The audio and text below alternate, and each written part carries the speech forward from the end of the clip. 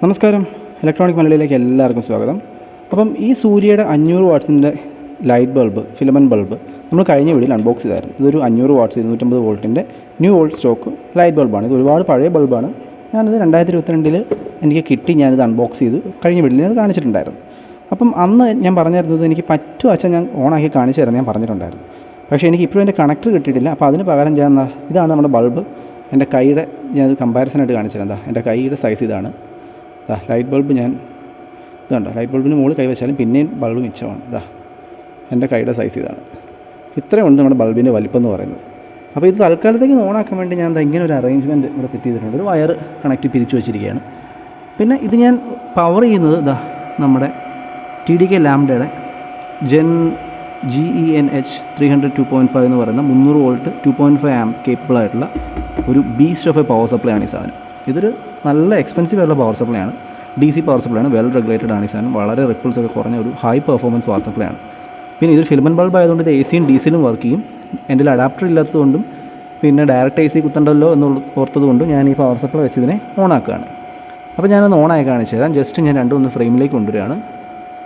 Okay, ഞാൻ പയ്യെ voltage കൂട്ടുകയാണ്. ഇതിന് 300 വോൾട്ട് മുതൽ 300 വോൾട്ടിൽ 2.5 ആംപ്സ് കേപ്പബിളാണ് ഈ പവർ സപ്ലൈ എന്ന് പറയുന്നത്. പക്ഷേ നമുക്ക് ഈ ബൾബ് ലോഡ് ചെയ്ത് കഴിഞ്ഞിട്ടുണ്ടെങ്കിൽ ഇത് 240-245 മുകളിൽ പോകില്ല.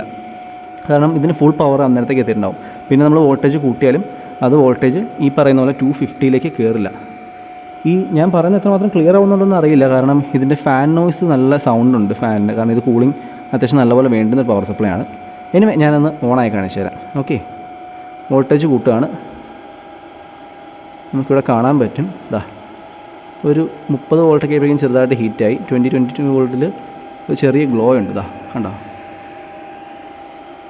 ഒരു 20 വോൾട്ടൊക്കെ ആയി. പയ്യെ കൂട്ടുകയാണ്.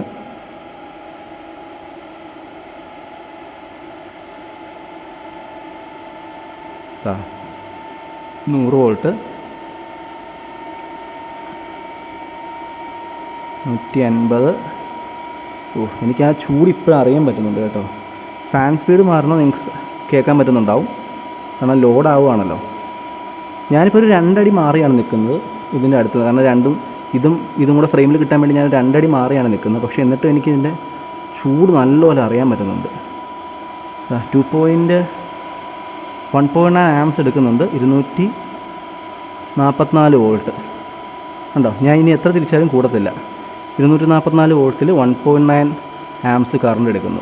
നമ്മുടെ ലൈറ്റ് ബൾബ്, ഒരുപാട് പഴയ ബൾബ്, ഇത്രയും 2022 നമ്മൾ വീണ്ടും ടേൺ ഓൺ ചെയ്തിരിക്കുകയാണ്. നമ്മൾ എത്ര തിരിച്ചാലും കൂടത്തില്ല, കാരണം ലിമിറ്റായി. കണ്ടോ, ഇനി പയ്യെ കുറച്ച് നോക്കിയും. കാരണം നല്ല ചൂടാണ്. ഈ കൈയൊക്കെ വേണമെങ്കിൽ ഇത്രയും സൈഡ് വെച്ചപ്പോഴും ചൂടാക്കാൻ പറ്റും. അതുപോലെ ചൂടാവുന്നുണ്ട്. അപ്പോൾ നമുക്കിനി അധികം ലോഡ് ചെയ്ത് വെക്കണ്ട. നമുക്ക് ഇവനെ പയ്യെ ഓഫ് ചെയ്യാം.